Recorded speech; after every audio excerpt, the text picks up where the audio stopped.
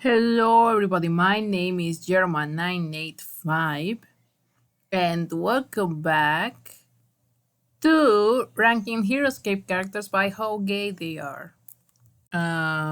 If you're seeing this one, I assume you already saw the. Why the fuck is Simon Max here? Bueno, you already saw the first half. I hope I get to finish them today, but I am not sure. I am not quite sure. If you hear birds in the background, it's because my mom has an audio of birds, just because. And if you hear disgusting slurping noises like this, it's because I have a delicious icy treat with me today, for morale. And also because it's really warm out. Anyway, we have D and forward to C, so let's go. Derek Ambershard. Derek Ambershard is a dwarf rogue from the dungeons. And why am I already reading it? I haven't even looked at the character yet. I'm gonna tap. Ooh. Yeah, like traditional dwarf. Somewhat. What is it? Aquila. I thought it said quesadilla. I really thought it said quesadilla for like a second. Okay. Dark Amberson is a dwarf rogue from the Dungeons and Dragons portion of the continuity, and one of the heroes in the Battle for Honor Dark Master set. He fights for Quesadilla as part of the newly founded Legions against Sudgar. Darak sneaks across the battlefield, hiding in shadows until he finds a weapon to strike, using stealth and guile. Stealth! He catches enemies by surprise and fights the chinks in their armor. I'm betting right now he's one of those characters that doesn't have like a date backstory. Yeah, we haven't seen back, yeah. Like this story we have of him. Okay. They mentioned stealth. Like he really focuses on stealth. So you know what? A stealth trans man who isn't really proud of being a transgender man and hides it from everyone. That's it. He is straight. Dead-Eye Dan. Let's see this one. Ooh! I was about to say, like, this one has a cool name. He probably has a cool design.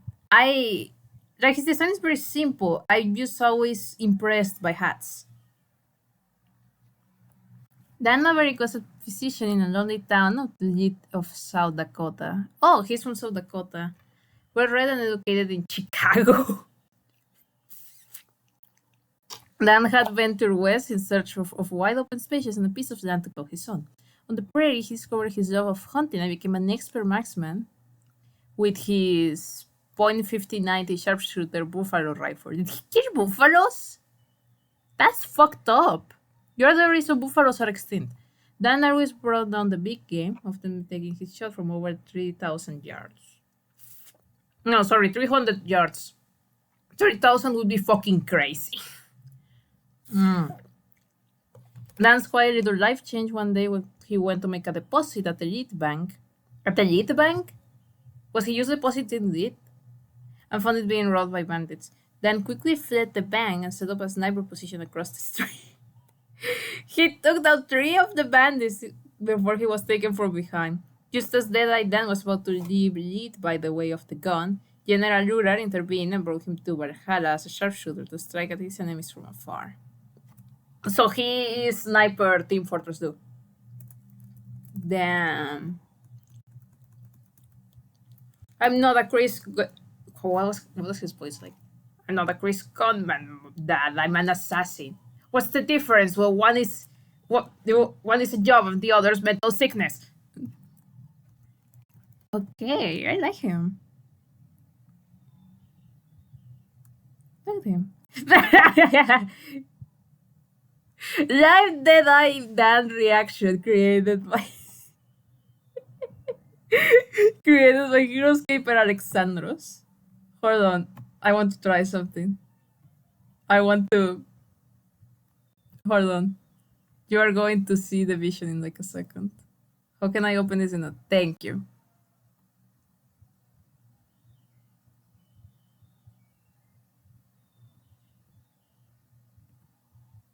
We are going to keep this with us for the rest of the stream. For the rest of... No, it doesn't stay. No. Oh, how do I make it so he stays there? How do I make it so he stays in the car? Oh.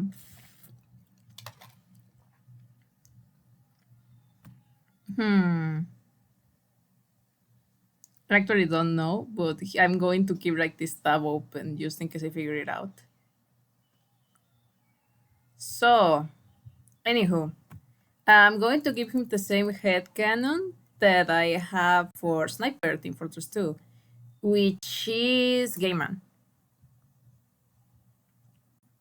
Gay Man, but he isn't like fully aware of it yet. Dead Walker, 7,000. Oh, another robot. Another robot. Wait, awesome. Oh, okay. This tricky swordwork is what one would refer as a walking bomb, designated to infiltrate an enemy army and obliterate them from the inside. Many a foe have been caught flat-footed with the Dead Walker 7,000 in their midst. The result is not pretty, yeah, I fucking wonder. The Deathwalker uses its speed to get right into the middle of opposing forces. It then simply blows up. What did that surrounding force foes so littly? So yeah, this is just a bomb.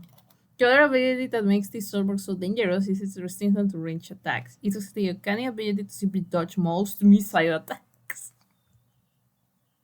It is enough to make an arrogant left like Sibarris cringe. Hold on, what the fuck is Sibarris? I'm just going to like quickly open it up. I'm not going to read anything. I'm just going to look at the image. So like cool as fuck traditional elf guy. Fucking terrified of the walking bomb. Yeah, I mean I would also be. I mean, I'm not sure if they have like a personality. Because like this is like a species. This is not one individual. This is like a bunch of them. So I have two options. Either like you just taking the coward route and just saying like, oh, each of them has a different sexuality. I can't decide. Or saying that none of them have been designed specifically to be bisexual. Why? How would that help in combat? I am not sure. But sometimes you have to like it's like the bisexual perk in Fallout. Like sometimes you have to seduce someone and being attracted to everyone. You know what pansexual? Being attracted to anyone, regardless of gender, is going to really help. And if it doesn't work, well, they can just explode. Okay. Dead Walker 8,000! There's another one?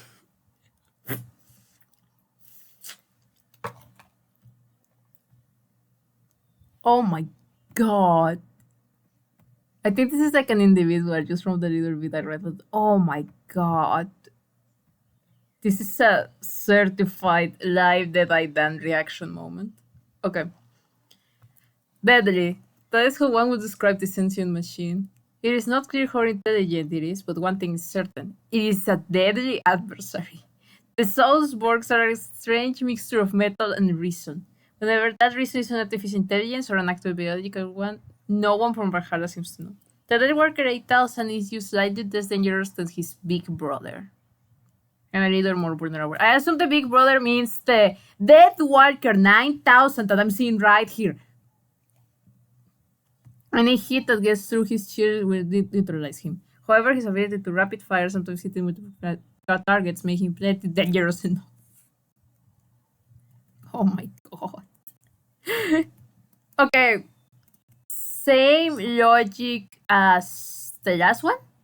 Designated to be pansexual. Just in case they have to seduce an opponent.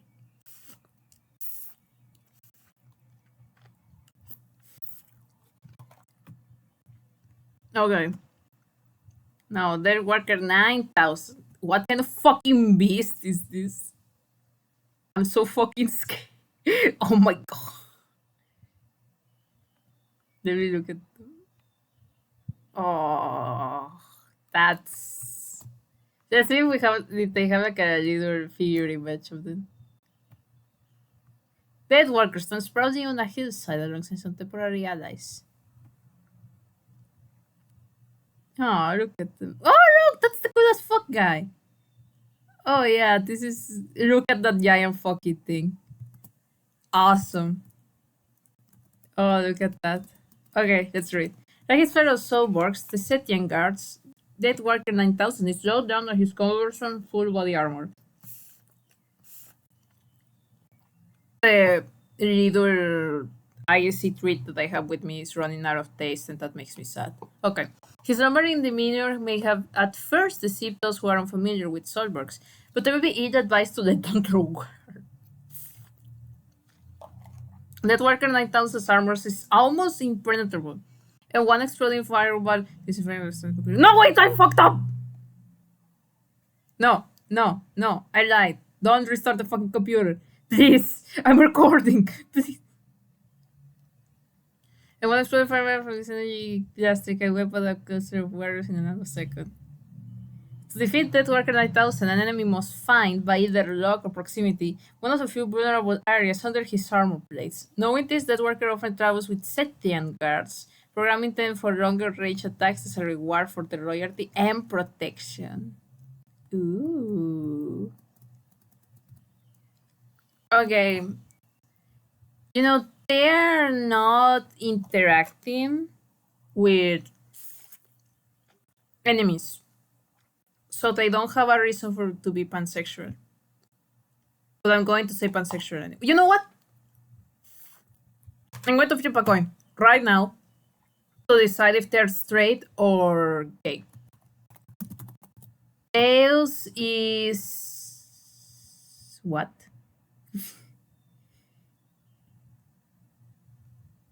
What do you mean? Okay, don't Google. What do you think? Okay, fuck me, I guess. I'm going to flip a real life coin right now to decide. Hold on, I'm looking for the coin. Where is it? Where's my fucking coins?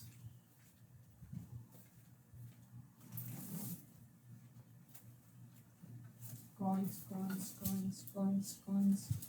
Where are my fucking coins? There's my coins. Okay. Real life coin. Tails. It's well, actually, this coin works. It's Águila o Sol. So, Águila, he is gay. Sol, he is straight. I'm flipping it right now. Okay. Gay. Beautiful and powerful. You're just going to have to trust me. I swear to God, it did land on gay. I genuinely don't understand why Google is intruding. I genuinely don't understand. Maybe it's because my laptop is going to explode in like 3 seconds. It's still recording? It's still recording. That's good. Maybe my laptop is going to explode in like 3 seconds because of the thing I accidentally put to disinfect the computer. Sorry, I just fucked up. We have Decker the Burrow Breaker and Decker the Buried Burrow Breaker. Decker the Buried Burrow Breaker. Decker the Buried Burrow Breaker.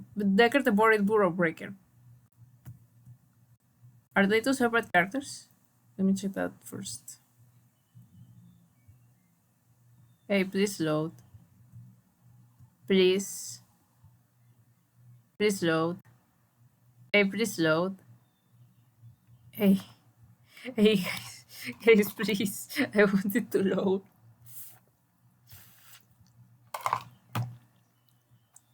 Guys, please. You know what? Let's go with Decker the Burrow Breaker first. I may have to like stop recording after this section and edit it later. Just to restart my laptop just in case. Wait, hold on, yeah. I'm going to real quickly do like a what the fuck?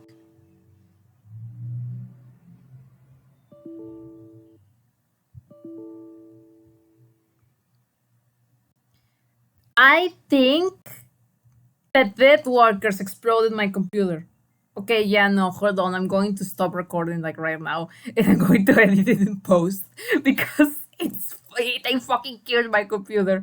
This is a certified stop. This is a certified live dead I done reaction moment. Okay, we are back, everybody. Um, Yeah, I think the problem with this laptop is that it has like this weird Windows thing that the ad blocker, not the virus thing I have, keeps detecting as a virus. And every time I accidentally delete it, because the virus thing keeps telling me, oh, this is a virus, you have to delete it, the laptop stops working and I have to restart it. Anywho, uh, negative world breaker.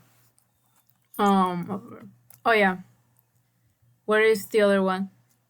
Decker the Buried Burrow Breaker. Decker the Buried Burrow Breaker. It's the same character? Come on. Okay. Decker the Burrow Breaker.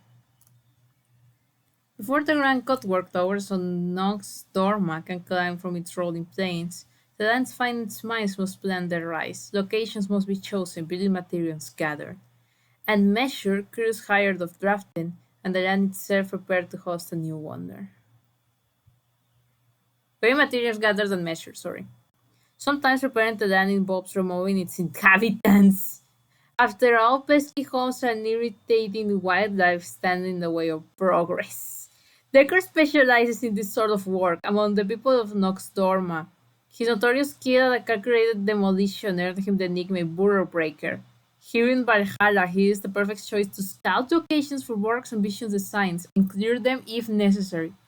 Oh my god. So they are just oh, I haven't played German. They're just like kicking people out of their homes. Is this colonization? I think this is colonization. Oh, offer, offer. Live Dead Eye Man Dan reaction moment. I'm going to just oh no. Okay. Um, I'm going to go. This is like a species or like yeah, no, it's like a specific guy. Oh my god! Hey, Casper Sky. It's okay. Yeah, thank you for updating the app. That's cool. You just do your own thing. I don't really care. Okay. I'm going to go with.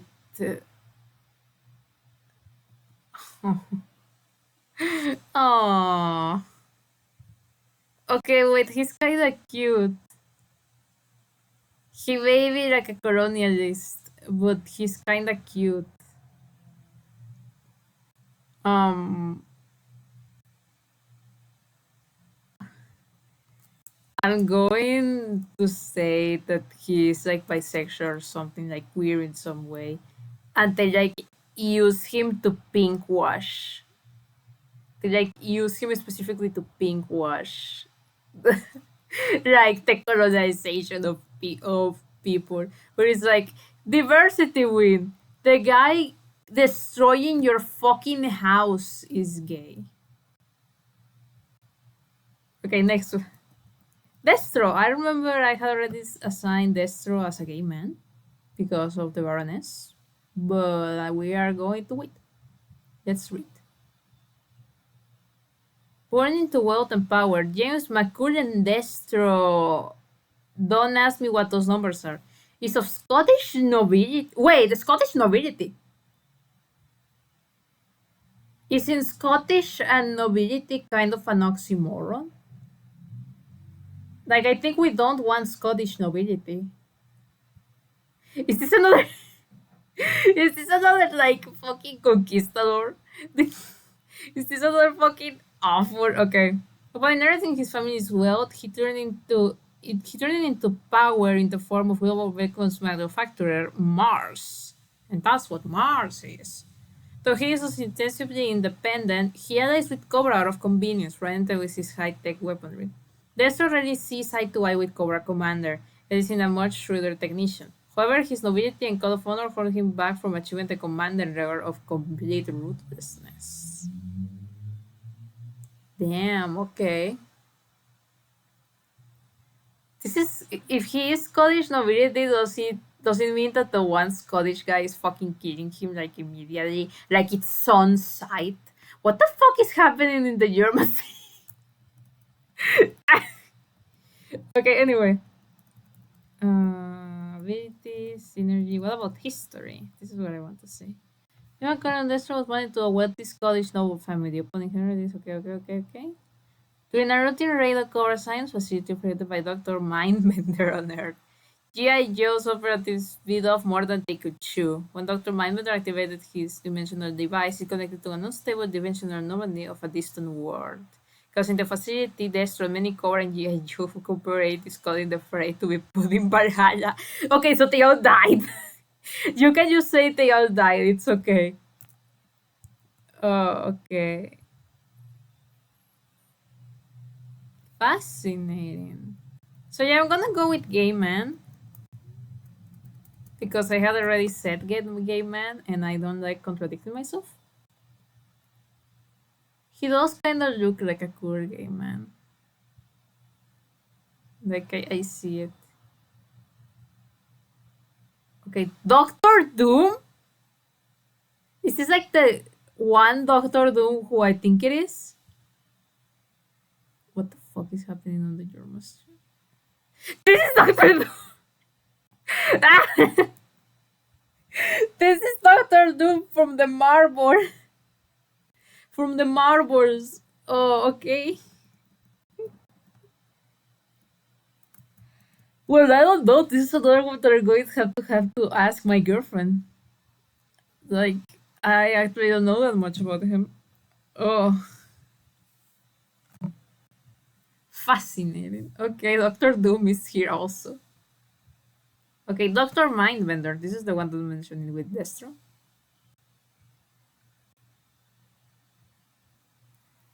Let me open the image first. Oh, that's a gay man. Oh, that's a gay man. Many years ago, a caring orthodontist invented a fantastic device to relieve the dental pain of his patients. Tragically, he tested the device on himself, and as an unexpected consequence, permanently warped his own mind. That kindly orthodontist is long gone and forgotten. Now there is only Dr. Mindbender. This great scientist has devoted his time to perfected brain scrambling machines. Among a slew of other deranged devices. These twisted inventions have found a home in Cobra's war-dominated skins, one unhinged mind at a time.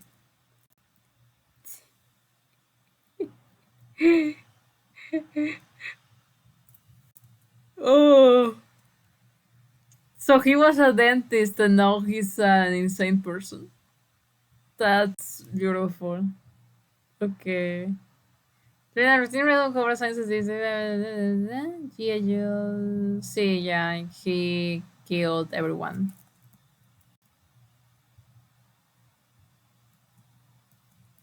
Fascinating. Fascinating character. Yeah, gay man. And he has like some toxic yaoi going on with Destro. That's my headcanon. Dorim the Burkhead Brawler. Dorim the Burkhead Brawler. Dorim the Burkhead Brawler.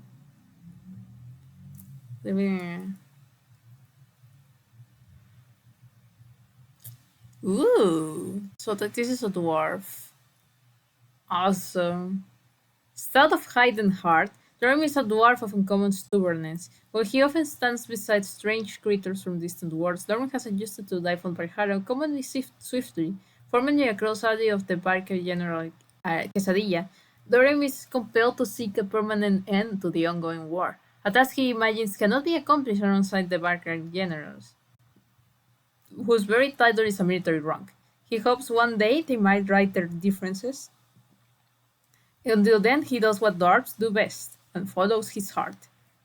Oh, I love this guy. Wait,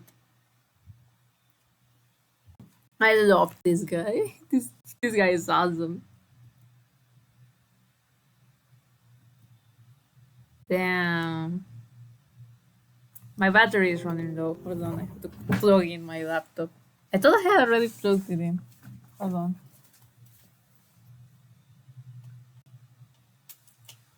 There we go. Okay, so yeah. I'm wondering. I don't know. I'm kind of leaning straight with like the greatest straight ally ever. But I don't know, maybe he is like bisexual. Maybe it is like I haven't seen Lord of the Rings, but have you seen that scene where it's like I can't believe I'm fighting side to side with a dwarf. What about fighting side to side with a friend? Like some bullshit like that. I feel like he would have some bullshit like that going on with someone. So yeah, I'm going to say bisexual for now. You know what? I'm going to like add a bit of flair to it. I'm going to sprinkle in a bit of flair just for fun. Asexual and biromantic. Just for fun. Just for fun. Duke. They're just called Duke. Huh. What is this? Wait. Oh, that's just a military man. That's just like a random military guy. Hold on. That's a blonde person. That's scary. Okay. Duke is a lifelong military man. He joined the service out of high school already fluent in 3 languages. Holy shit. They picked up several more over the course of his training. A way with languages went hand in hand with a way with the people, and Conrad Duke Hauser found a natural fit at the head of the G.I. Joe team. ¿Puede un gringo culero hablar un poquito de español el día de hoy? Duke believes in leading from the front, inspiring by example, and never asking anyone under his command to do something he wouldn't do himself. He can be found wherever there's trouble, fighting side by side with his command. Damn. So he can speak any language. Ooh. I'm going. Okay, hold on. 13. Oh my god. He also died via Dr. Mindbender. Dr. Mindbender killed so many people.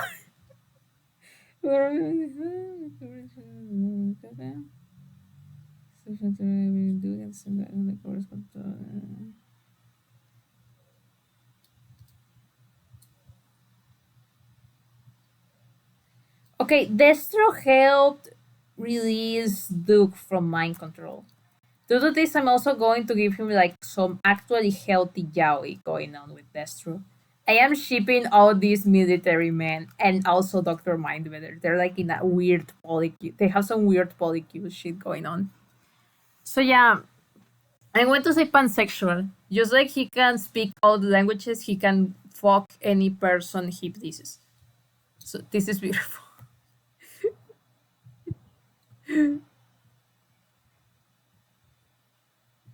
Turnipia.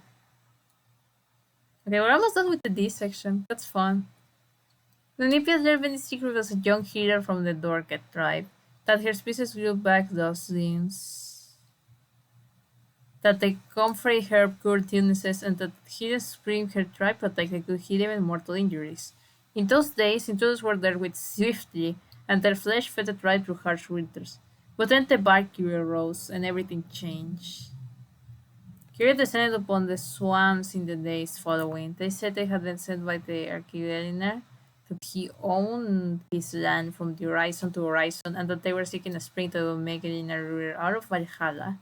The wreck resisted for a time, but while their numbers dwindled, the tide of soldiers from the Golden Palace never slowed. No! They're getting conquered! One night, as the wounded cried out after a desperate battle, Durnipia was nowhere to be found. She was in Einar's throne room, surrounded by his golden masked guards, opening up the location of the spring! The price of the Dorget in exchange for her life!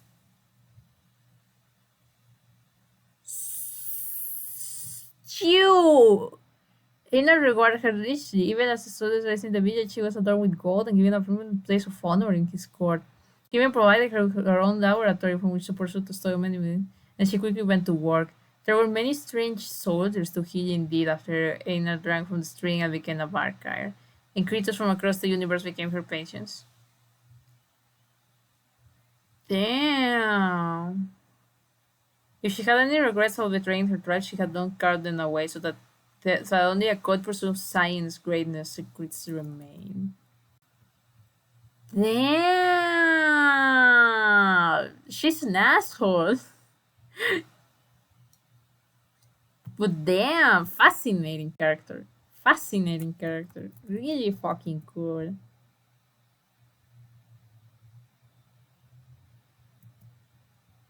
Oh my god, she can choose any species she wants. Oh my god.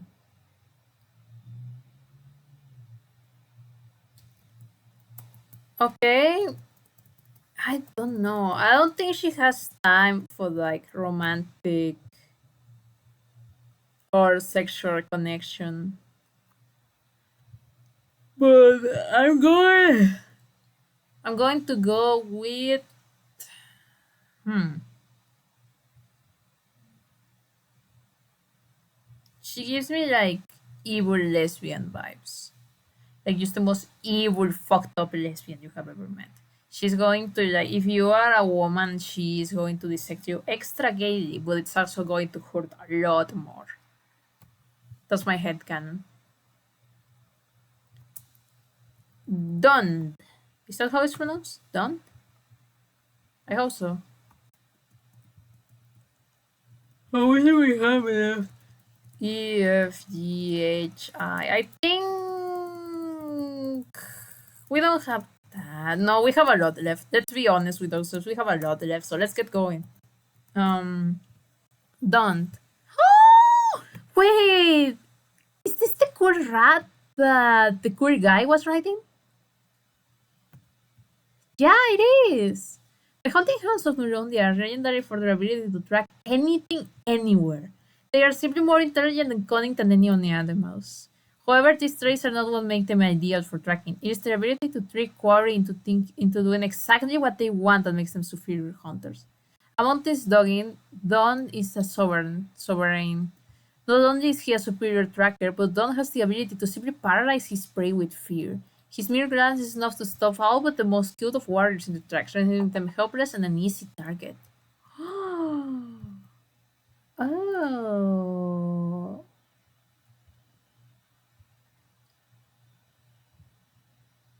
Don has been partnered with Angie Carr, who rode in his back during missions. Despite Carr suspicious that the shadow was hunting them, Don's highly trained psychic senses detected nothing. Yeah. Oh, yeah. This is what I was talking about. This guy is awesome. This is awesome. I mean, he is an animal, and therefore he doesn't have like the same sexuality as others. But I'm going to go with straight and just a little bit homophobic. Like he's paired with a gay man, yes, and he isn't complaining, but there is like a little part of him that just like that feels a little bit of disgust when he sees a gay person. But like he gets over it. He gets over it eventually. But he's like a bit meh about it. Eel and Fufo. These are two characters.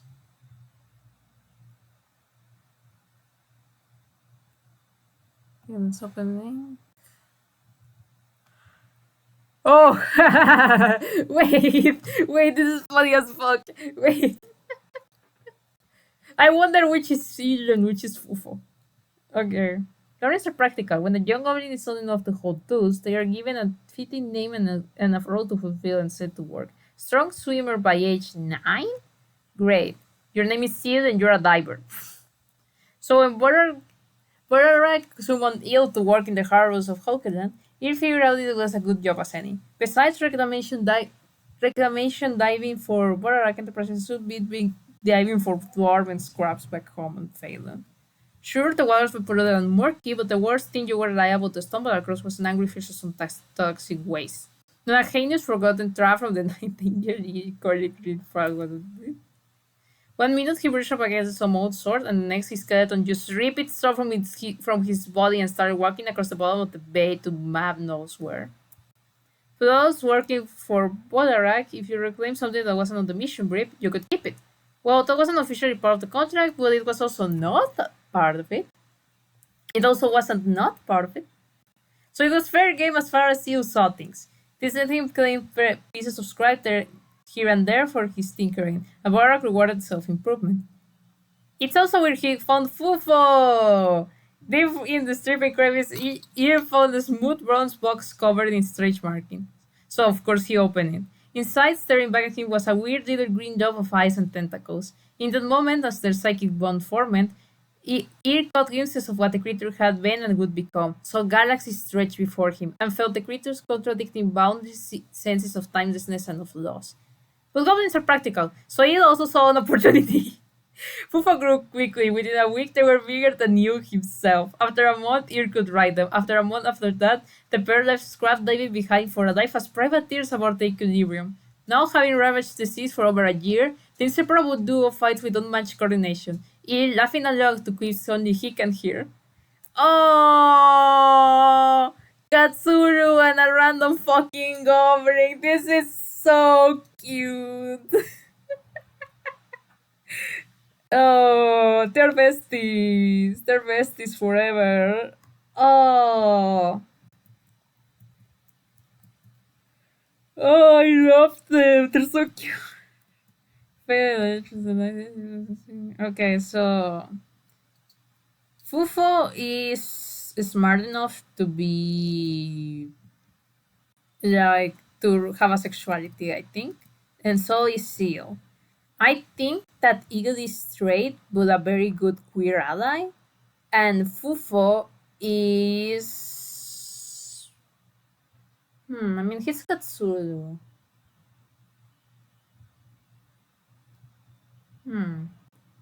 I going to say he has like some weird bullshit going on romantically where he's not really like attracted to people romantically as a normal human person would.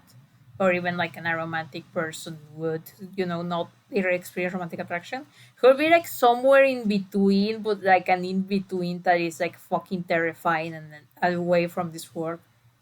But he is attracted to men. Like that's the main important thing. Like he's attracted to men and women and everything. And Eel is very supportive about this.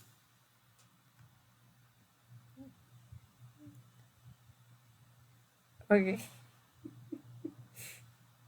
I agree with the Viking champion.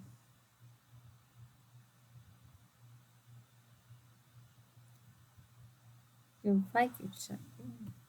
Let me look at them. This is just like a human champion. Cool. Okay. I spent 2 years in a Dreadghoul prison hold. 2 long, miserable years. Every last day spent worrying about the fate of my friends and allies. We have faced the goals outnumbered 5-1 in the past. We were fools! The goals stripped our numbers down to nothing, and as I sat in that dirty hole of a holding cell, eating God knows what of a grimy steel plate, I thought myself the last Tarn Viking alive. 1 second my brothers were running alongside me in these cursed woods, and the next day We were gone! Vanished! Some evil hex cast by your rig, I was sure of it. Why had the Dragus captured me alive? Never before had I seen them take a prisoner. I wished I was dead in defeat. And yet I was spared. My thoughts turned dark in that cell. Time and time again I imagined ended it all. On one fateful day, the dirty, stinking goat that delivered to me what they called food made a fatal error. He got careless and stuck his hand too far into my world. I jumped and grabbed hold of him, pulling him hard into the iron rods. When he fell, I lifted his keys. There was no hope in escape. Where would I escape to? I vowed to vanquish Yurik. I would fight every last god to do it if I had to. Yanan spared me from death at the hands of Ulrich's guard. He summoned me to Valhalla. I am a torn man.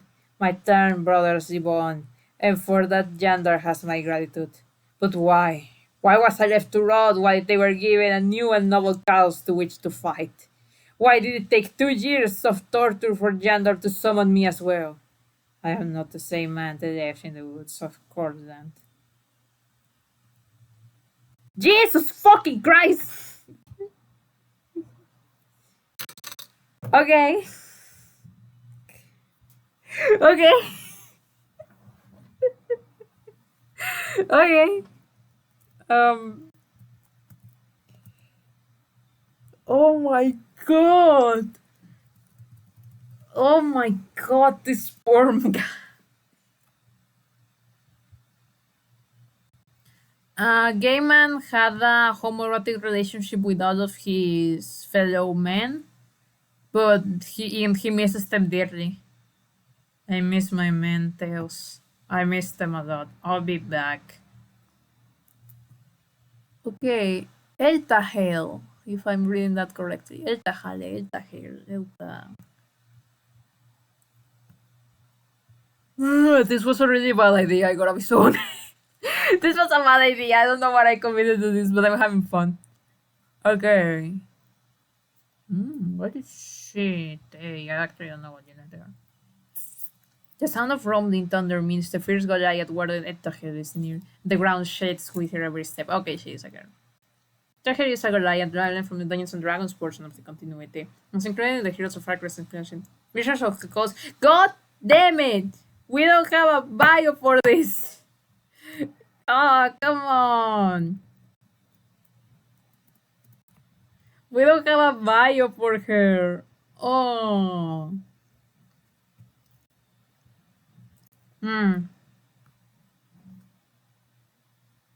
Heroes. I'm going to go with heroes. I don't know why. It just came to me in a dream. It just came to my mind just now.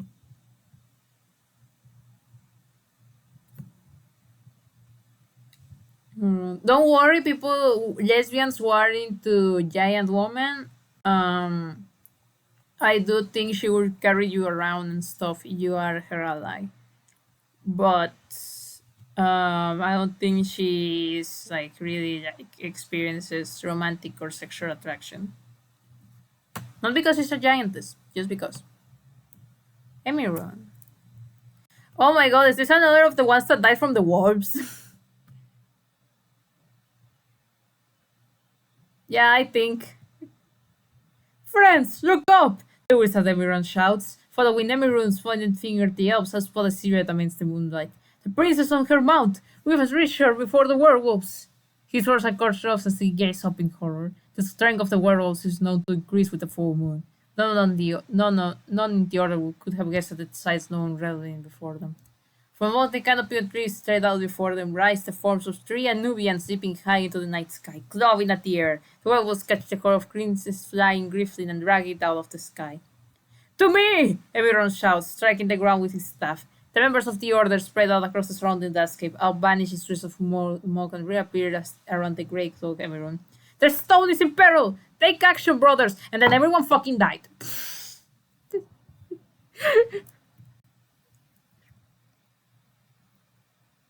You're going to Valhalla. I have a long life to live. Wrong.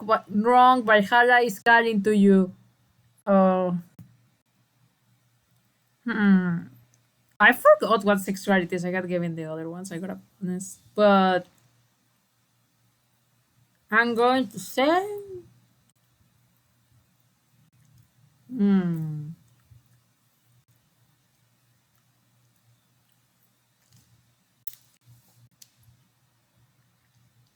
By curious. I don't know why.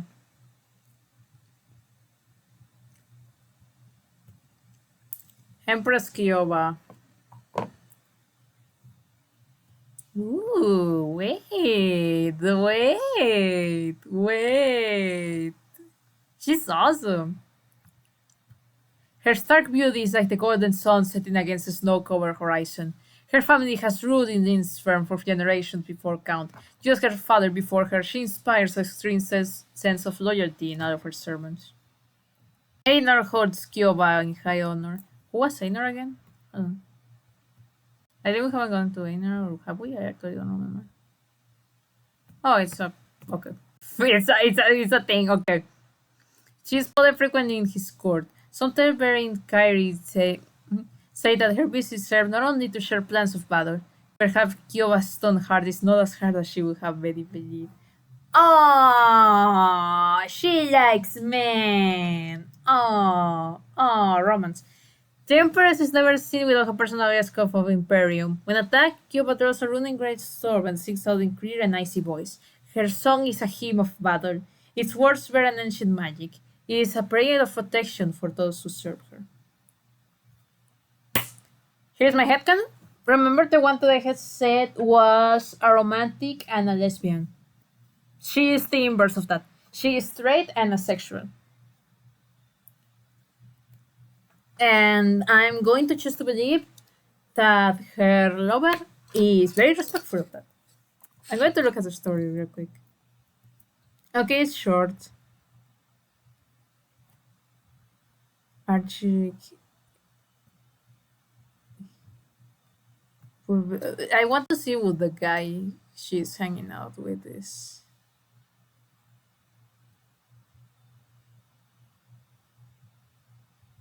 Seriously, what the fuck is Sailor? This is not like a character. He's a biker general and a part of the council of Archie. When the right. So he's not a playable character. He just like exists in the story. Ooh, I think this is him. I think this is him. Okay, so yeah, they are deeply in love and they are nice to each other.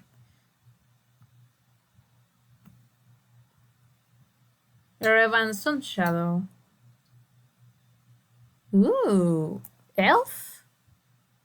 No, Eladrin. Okay. Ooh. He looks like what was the name of that show that had a Shida ascending again? I forgot what it was called. Ervan Shadow is an ending wizard from the Dungeons and Dragons portion of the continuity. One of the heroes. If it says he doesn't have lore, I'm going to fucking scream.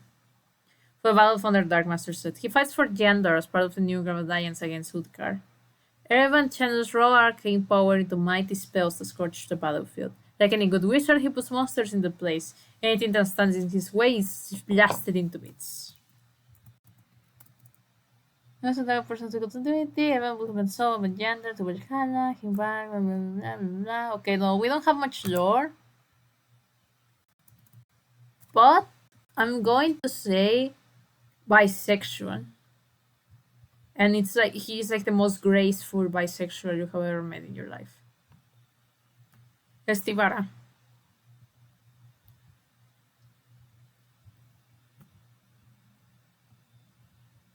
Ooh.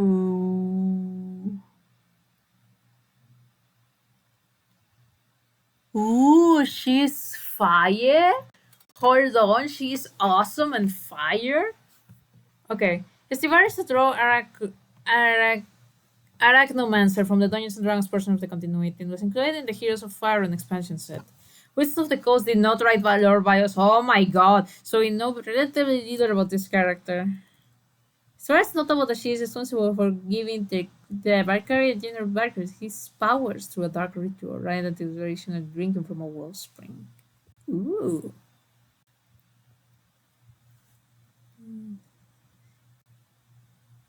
The sword of Estivara's long chant echo on the caverns of the walls. Silent singers for a moment, and then the room begins to quake. Estivara steps out of the ring of symbols, and the carrier lying there gets onto his feet. He drinks a goblet of sparkling water, and as he does, his body begins to shift. He grows, his bones crack, his face distorts, his feet grow hideously large, and his wings become leathery. Standing in the symbols is a new monstrosity. A new anarchy is born. Ooh, fun. She's awesome. She's awesome. She's cool. I'm going to go with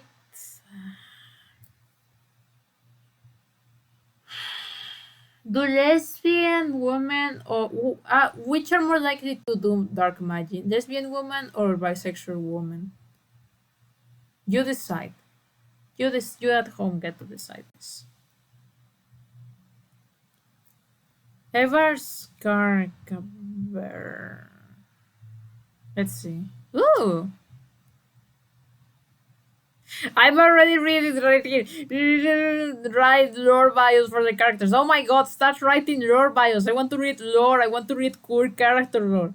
Anyway, he's a guy, I guess. Yeah, human. Ev- Ever Skarkaber channels Winter's wrath into mystical blades of ice that he can core through the air. Okay. So he is like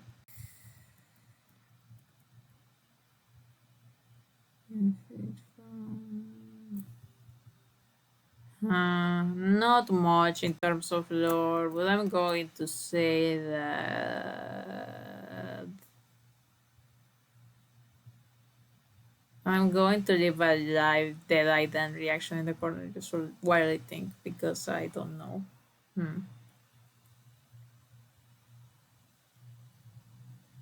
Straight. I think he's straight. I'm sorry to say. I'm going to say he's straight, but he doesn't know what gay people are. But when he finds out, he's going to be okay about it.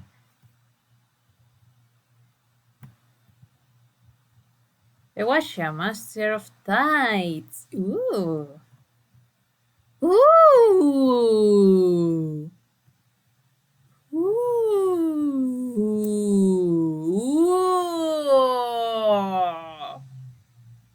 Oh, she's awesome. Wait. She's cool. She's badass. Kiria's Wellspring-born power has allowed her to summon fantastic magical beings from across time and space to her side. The ferocious Iguasha is one such warrior, who hails from the Dirion world of Arboreas. To her great pleasure, the warriors of Valhalla respond to her magic just as those on the homeworld once did. Until recently, no one was aware Quesadilla had such accomplished wizards at her beck and call. Iwashi and her followers have kept to themselves, studying quietly in the heart of the Moonrise Mountains, but the time has come to reveal their true power.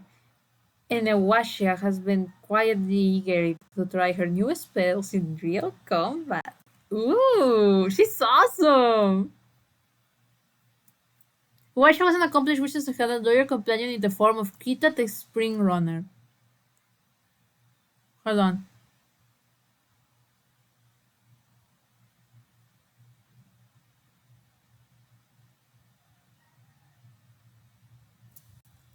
Is she... How sentient is she?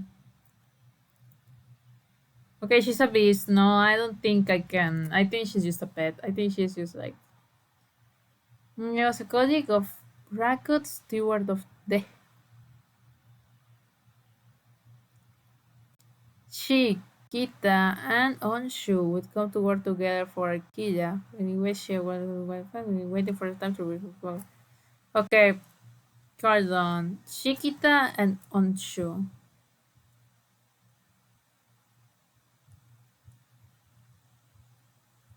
This is... I don't even know. I'm not going to ask. But Onshu...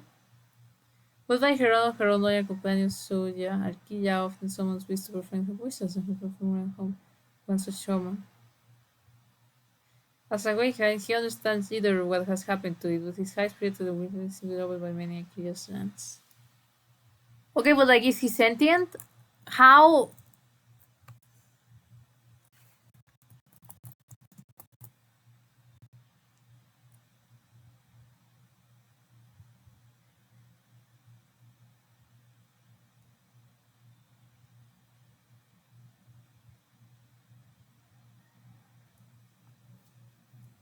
do any of these animals pass the hardness test?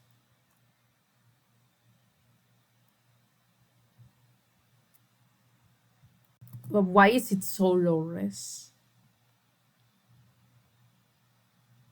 Bueno, but I assume you already know what the hardness test is. Do any of these animals pass the hardness test or not? Because if not, then no, I'm not going to ship them for obvious reasons. But if they do, I don't know. There's potential there. There's potential there. Imagine being like a cool little animal and you are summoned by this amazing, beautiful woman and you live specifically to please her. Like, that's just cool and interesting. It can be romantic in some way. And... oh, she fought against Bokburna.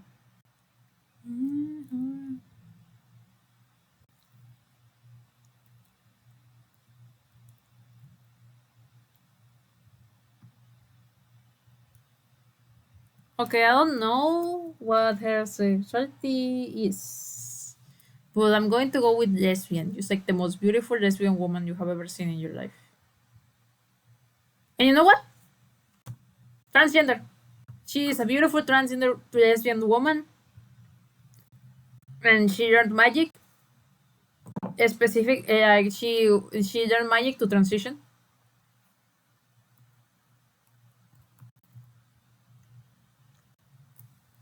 Okay, we're getting to the F. Fia Boni the Void Siren.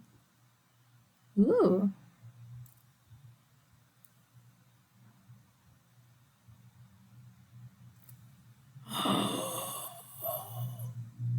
I am. Hi, Samus. Hi, Samus Aran. Oh, I'm so happy about this. Behind her mask, Fia silently wonders how they will take the Barkire to realize they are not the only ones who can reach between worlds. Oh, she's awesome. Fia Bonnie was a pirate on Earth when she sailed into the Devil's Triangle, also known as the Bermuda Triangle. Her ship seemed to fall over the edge of the world into the vast emptiness, and she found herself adrift in the dimension known as the Void. The Void! I hate it in the Void. There's no sound or life in here. Where she remained for what felt for like an eternity, surrounded by other creatures as large as islands. She would be summoned from the void to Valhalla by the Valkyrian Inar, and would later defect be his cause to join the Crimson Fleet. Who was the Crimson Fleet again? Hold on.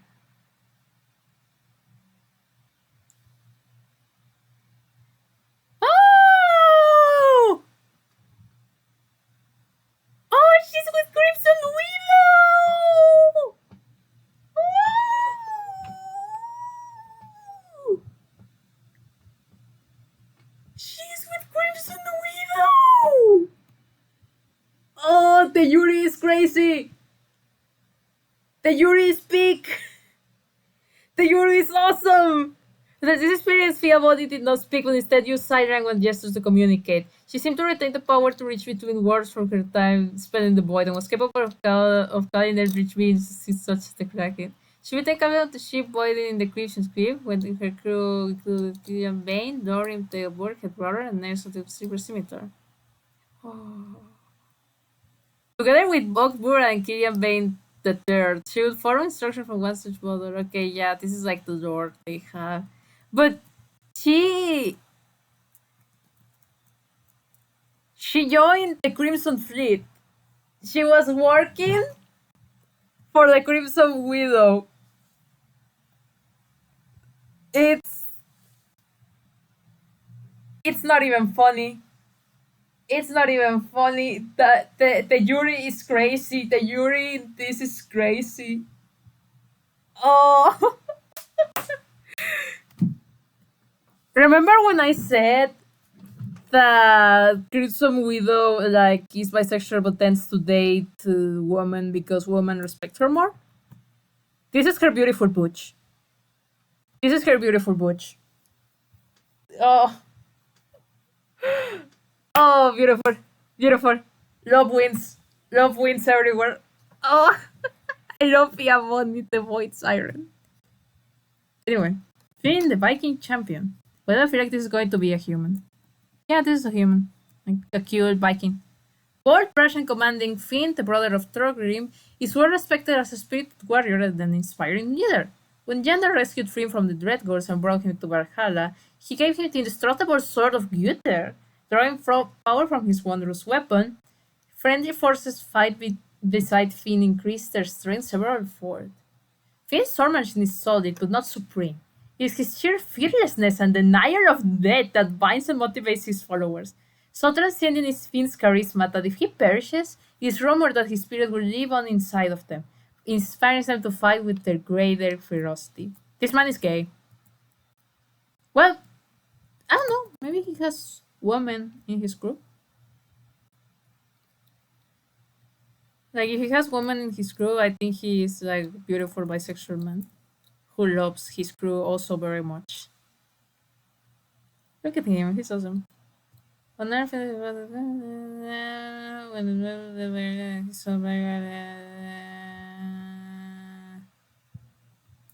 ooh.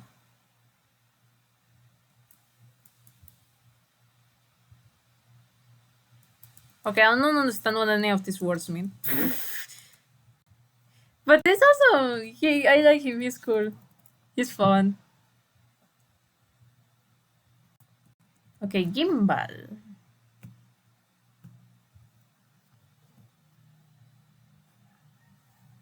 Ooh. Ooh, dragon. A flash of spark reflecting Gimbal's goggles as the dragon reaches from a range from the nearby workbench. Hair?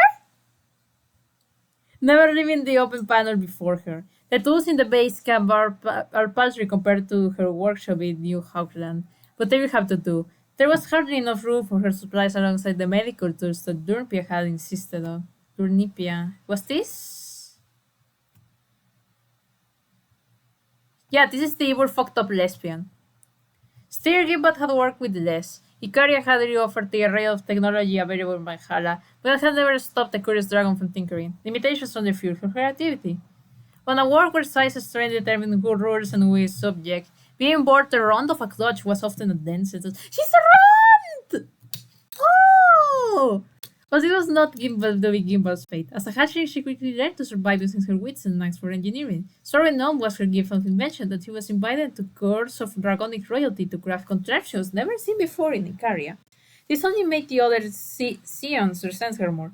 Had it not been for the timely intervention of Bolarak, the young dragon would have been victim of an assassination by those jealous worms. Gaiman would not soon forget this gift, nor the opportunity presented in working for Bolarak Enterprises, with the technology promise of dozens of swords. Hey, small fry, how's it going there? Sheriff Mike screeches draw calls from the entrance of the makeshift workshop. We're gonna need those crowds to break through this door soon. Ain't enough chain access in the world to make it bug. Who the fuck is Sheriff Mike?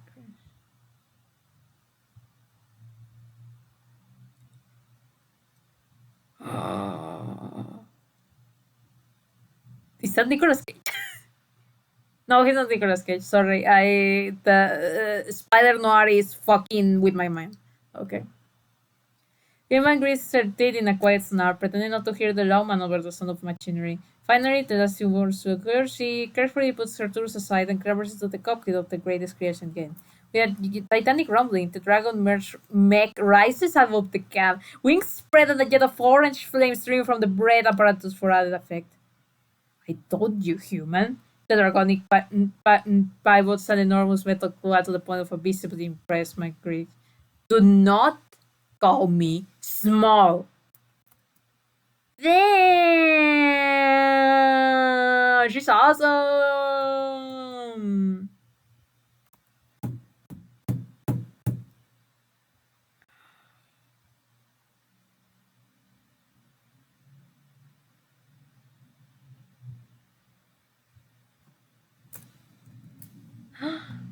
Look at her. Oh, she's the most awesome ever. I love her. Oh. Um,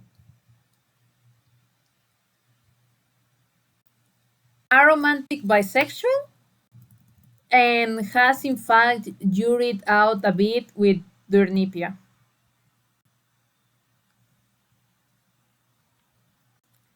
Okay, Grinerva the Carry Warrior.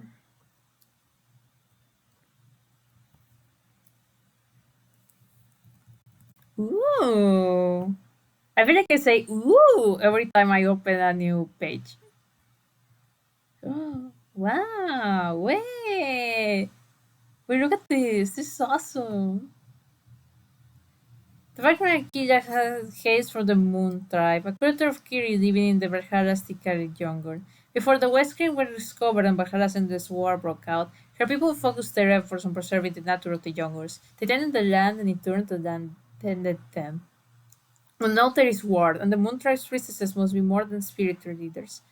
Minerva watched as a young Akira transform from a gleeful child to a battle-hardened Valkyrie general in a few short years.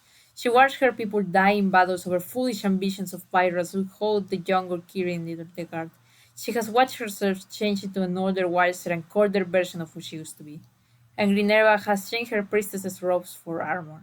So be it. If the other tribes want war, that Moon tribe will give them war. She's awesome!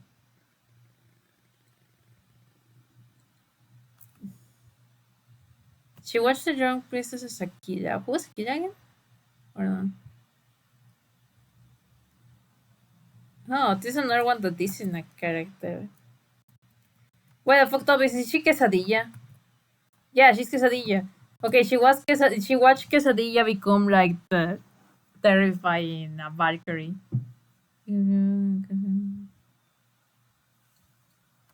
Ooh, she's awesome. Look at her. Oh.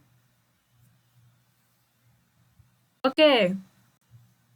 I think I'm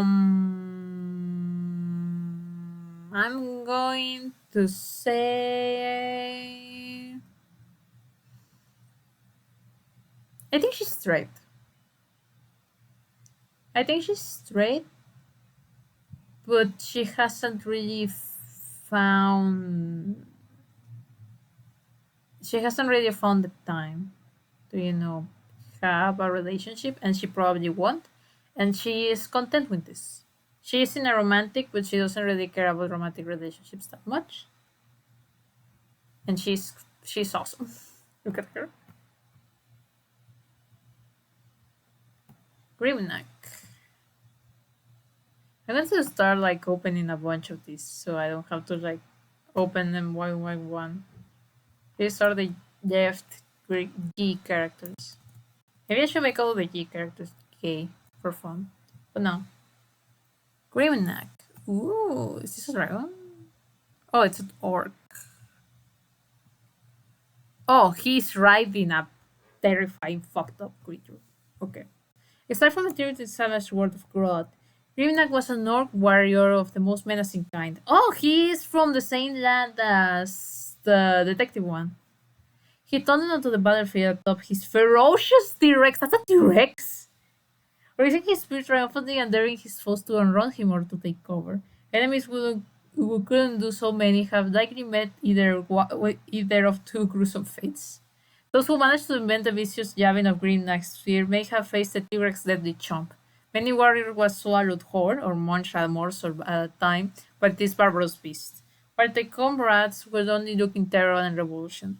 Grimnack's fair orc warriors are wise to travel with him when they can. During battle, they are well protected by Grimnack and the T-Rex, and with the added security and comfort comes increased attack power. Ooh, he's cool. I like him.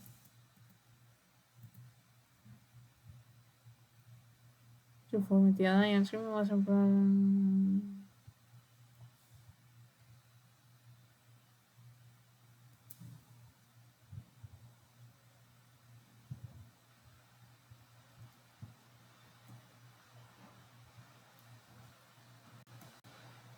Damn.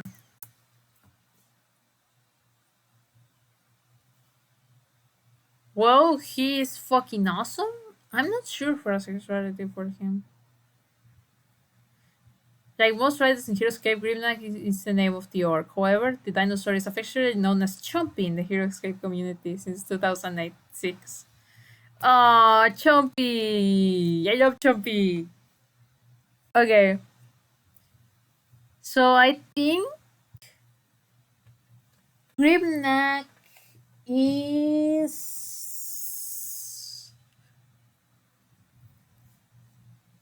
Grimnan is my sexual, but he doesn't know what that word means. So he often only shows his attraction to women, and when he is attracted to a man, he isn't sure what to make of it, and he thinks it's just like fighting, just like fighting, like what was the name? Chivalry, fighting chivalry or whatever. Chompy is gay. Okay, Gertie McCreech. Nelson Allen McCreech, or Gertie McCreech, was a sheriff in Warder, Missouri on Earth, and often abused his power. Do we have a corrupt cop? He was eventually caught and eaten Kong by his own townsfolk until he was ordered by the Valkyrie near to Valhalla. There he would eventually become a pivotal figure in the Crawford Combine and later for his alliance with Borarak. He gained a new mechanical backpack from Borarak, capable of snatching treasure. He would be sent to the Citadel, a vast unknown underground city of the resources behind by the Curious Ancestor, and he which Blink Dawson would be his deputy in that venture. Damn! They call him Guilty McCreek because he is guilty. Nelson Larry McCreed was living high on the hog, as they say in his house of Missouri. He enjoyed his power as a town sheriff and often abused it. But Jesus Ways caught up with him after his arch-rival, the local judge, turned up dead in a back alley. Knowing that there wasn't but one man who could have done this deed, the townsfolk have finally had enough. An angry crowd showed up at the sheriff's office carrying a rope and shouting, "Get out there! Get out there!" Margaret came within seconds of having dead when General Ainer intervened, knowing that Guilty McKee's quick hands and devious nature would use him to his cause. Today, Guilty fights for Ainer and will never bear and will forever bear the scare rope born on his neck as a reminder of where his loyalty should reside. He's awesome. Like, he sucks, but he's awesome. Like, he's the type of character I would make for like a D&D campaign.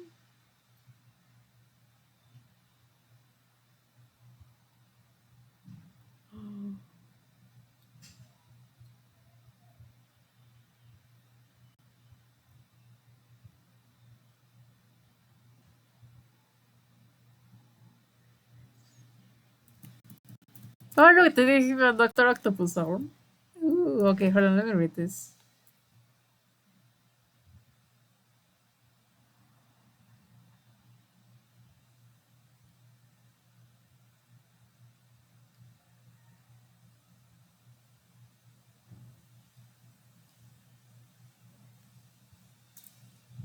Who was Blink?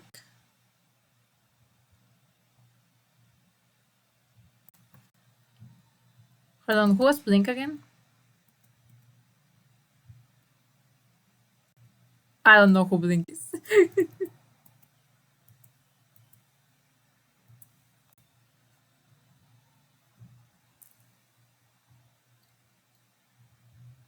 I know a thing or two about governing folks.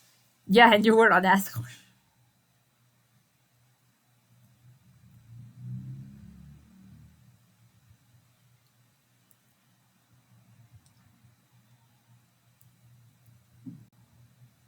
Damn. I like him. Blink does. Wait. That's me! That's me! I forgot! That's me! Oh, he interacts with me.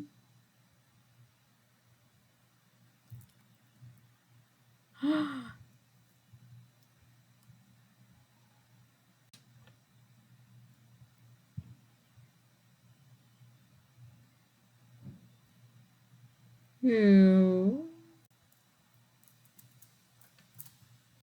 I think This is going to be controversial. Straight chaser.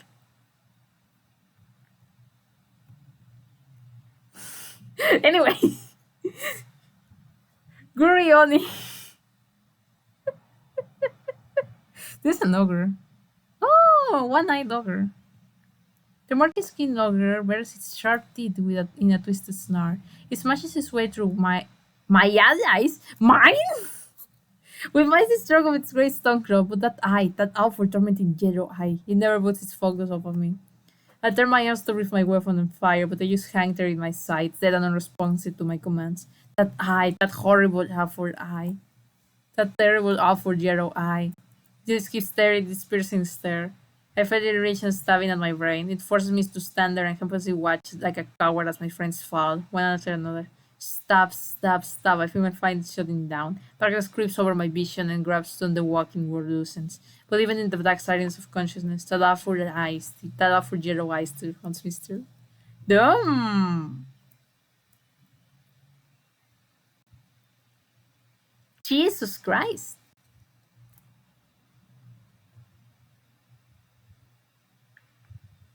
Grey Ogre. Awesome! I love this guy. Hmm. Gay Bear.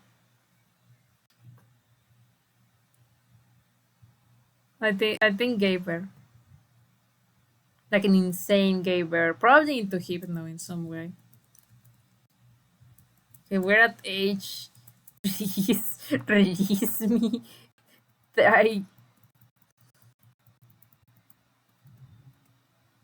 Okay. I'm going to rate the age ones. And then I'm going to take a break. When to take a break, I'm going to eat some yogurt. I'm going to be happy with myself. But for now, Harachut, Corruptor of Beasts. Ooh.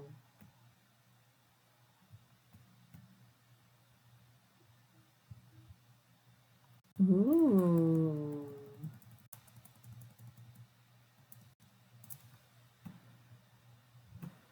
When Harachut was chosen as a Dryan, it was to be shepherd the vast herds of animal life on the Arboreas.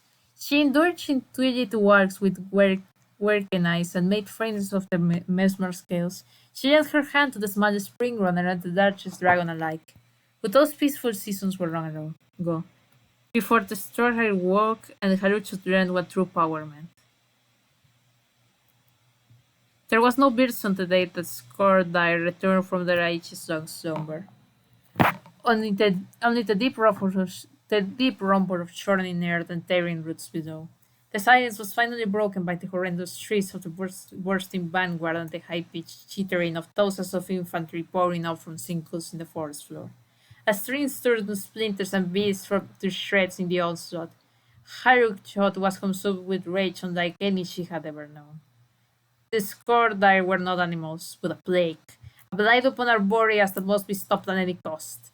And her own people had grown too peaceful, too complacent, too weak to stand against them. Furious, she bent the will of every creature she could grasp, not only a shepherd but a general mustering an army against the oncoming swarm. The creatures of the forest became her legion, rising at the sweep of her staff to tear apart Tordai soldiers or trample them underfoot. She repelled the insectic hordes that day, and she has done for many seasons since. Ironic that the high cities called her corrupter, saying that her grip on the forest spirit was too tight. After all, it was by her long hand that they remained safe. The day Haruchot was almost viscerated by a Skordire queen, she was summoned by Valkyrie Utgard to fight on Valhalla. In much the way Haruchot herself might have combined a Zenith wig to peck at the Skordire might. But there are Skordire here too, and their swarms enchanted in the foothills of Utgard's mountains, and Haruchot caused the beast's countless wars to rage into battle against them. Damn! So she can control animals. She can control animals and she kills people. Ooh.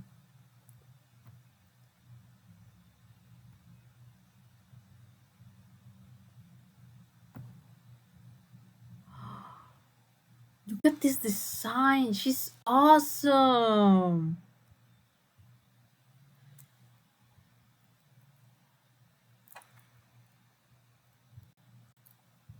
Fascinating. I don't know what her sexuality is, but I'm going to go with. I think she's sideways. I think she doesn't really care about humans that way. Like, yeah, they're part of her animal gang, technically, like humans are animals, but I don't think she's interested in like a relationship with her. She would rather connect with nature and be awesome and cool. Alicia, Scion of the Wind.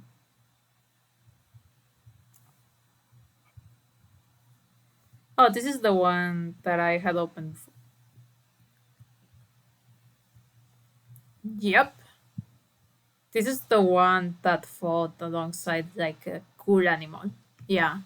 In darkest grove of Boreas, where tangled trees choke out with all but a silver of sunlight and thorns grown as long as swords, a terrible guardian once roamed. Trespassers first heard the clamor of his hoofs first, pounding against the loam, and then the scrape of a wooden blade horrid sharp as a razor, and a roar that echoed through the unlit glades as the scion of the wild awoke.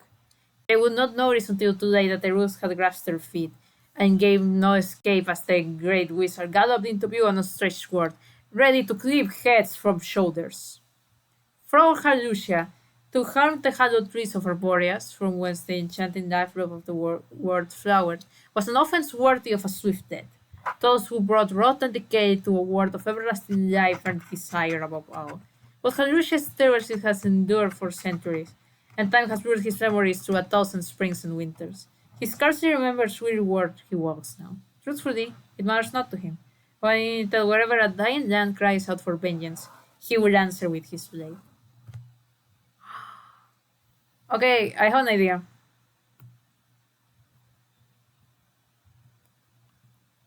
She is still ROAs. He is bisexual, and he's super into her. He's like deeply in love with her, but she isn't interested.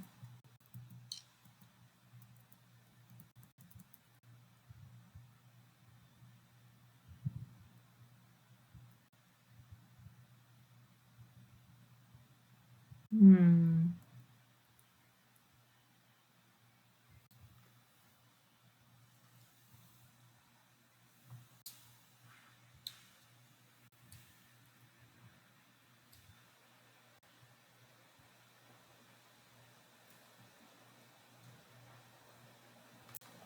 Huh. Okay. Interesting character in the future when we get to the S. Let me open them.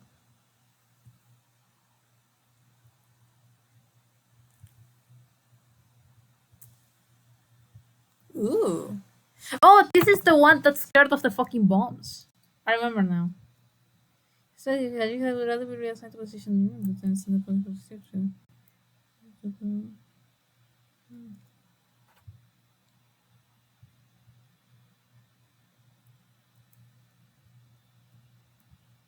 Ooh, okay.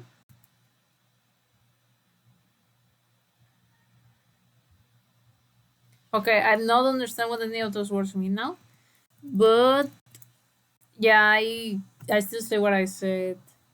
He's bisexual, and look at him, he's awesome. Bisexual, super into Halchot. She doesn't reciprocate. Okay, Hatamuro Taro.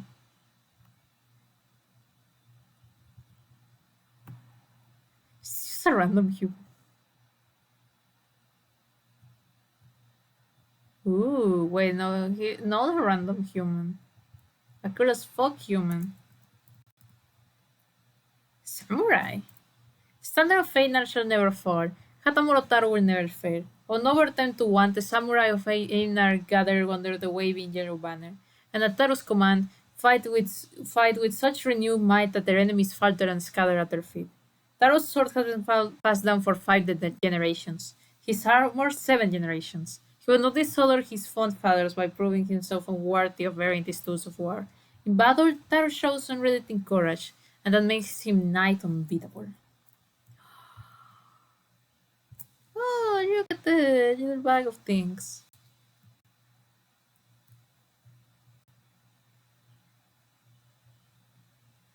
Yeah.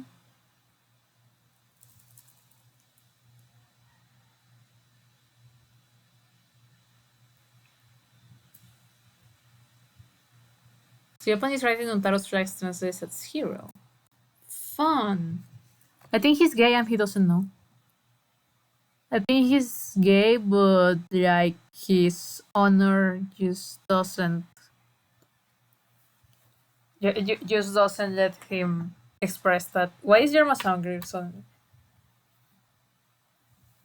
Okay, anyway, yeah. Heirloom. Interesting name. Oh, what is this? This is like a rock thing. The Warforged wizard, known simply as Heirloom, is a master of magic, striking down foes with mystic or absurd force. Heirloom is a Warforged wizard from the Dungeons and Dragons version. No!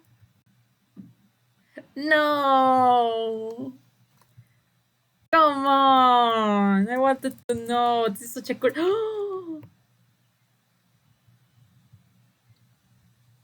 This is such a good character. I want to know more about him. You know what? Her.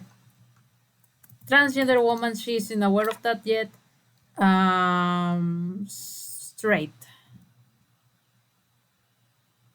Absolute. I'm just making headcanons for her now. Absolute hopeless, romantic, admires like statues of, like statues of beautiful woman carved in stone. And she doesn't realize that she is experiencing gender envy and also attraction. Well, not just gender envy. Sorry, I forgot I made her straight. I'm stupid. No, she admires like the beautiful woman, and she thinks she's experiencing attraction, but she is actually just experiencing insane gender envy. And one day she's going to find someone who can carve her stone figure into a beautiful woman. Thank you, Hero. Anyway, that's one for now. I think I'm going to post the video because how much have I done? It's like uno, dos, tres, cuatro, cinco. Yeah, I think I'm going to post the video now, and I'm going to make another one later. I don't know how long this one is going to be actually. Anyway, Hereford Mandukor.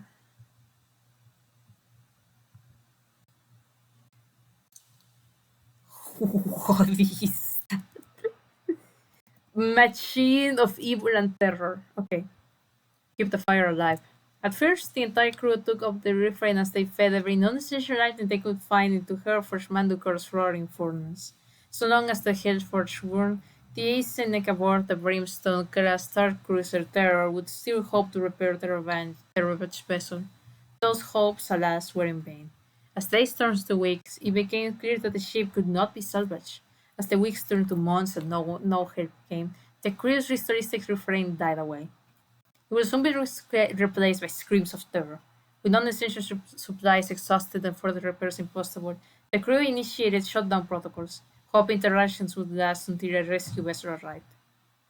Hereford Madukor had other ideas. When his fellow Neck attempted to shut down the forge, Madukor knocked them aside and began devouring everything in sight, starting with the food. The crew mounted a brave defense, but their weapons had been among the first things to be fed to the Hereford's flames. As the terror drifted silently through the void, Mandukor began to hunt. One by one he caught and consumed his comrades, pitiless in his grisly work. At last, with nothing left to burn, with the last gathering fire of forge, fire nearly extinguished, Mandukor switched off his protectors and prepared for the end. But it was not the end. The second emerged, the tech of the terror vanished. Mandukor suddenly found himself in a blasted wasteland. Before him loomed a towering figure cloaked in leather made from two enormous bat wings, flanked by smaller winged humanoids of a more angelic mien. Sensing Madokor's malevolence, one of the slider Kiri took into the air a flash of feathers. The same instant, Madokor's steel claw lashed out, catching the Kiri by the foot and throwing him struggling into sniper mode. In a flash, his furnace flame knew. Though Revna was somewhat less than charmed with by their introduction, she recognized Mandukar's power and potential. Drafted into her service, Hereford Mandukar's forge fire now burns with eternal fury. Never again will the sacred furnace starve. Never again with the flames gather and go out. So he has rejoined this in the war host, even they will stay clear of his vice like grip. For they know full well that Madukor no longer discriminates between fen and foe. Madukor gazes upon Valhalla and only sees one thing: fear. Oh my god. So he's like if Hal from 2001 A Space Odyssey actually won. Due to this, I'm going to give him the same sexuality as Hal from 2001 A Space Odyssey. Gay. Okay, that's what I have for you all for right now because I am so tired. My throat hurts. I don't know if I'm going to continue this today or tomorrow. It depends. But thank you so much for watching. Happy Pride Month. Remember to smash that like button, smash your wife, smash your husband, smash your partner, smash your laptop, smash your computer, smash your giant insane warforce, smash Dead I Dan. And thank you for watching. Bye. Go to the go to the void.